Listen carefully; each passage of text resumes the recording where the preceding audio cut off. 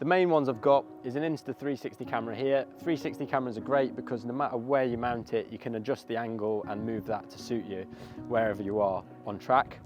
I've got mounts on the front of my bike, the stem and the rear of the bike.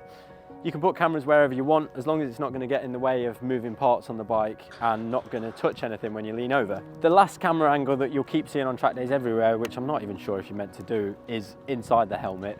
And I'm not recommending anyone do that because I don't think you should have a camera on your helmet, but I potentially have put one inside my helmet from time to time, and that is one of the coolest angles. That wraps it up for the kit.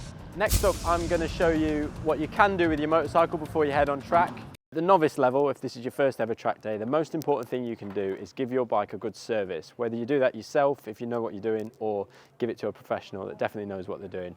So things like your brakes, track days, make your brakes get really hot. There's a lot of heavy braking, so it's important that your brakes are serviced because they will increase in temperature.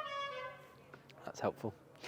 Moving through the bike, having your forks serviced, make sure they're not leaking. Make sure that you bring plenty of fuel with you for your first track day because you will go through a lot more fuel than you're expecting. Make sure that your oil's been changed in your engine and all of that is in good condition. If you have a noisy bike, that your bike is going to pass the noise test on that day because that is also very important. That can be the end of your day if your bike is too noisy.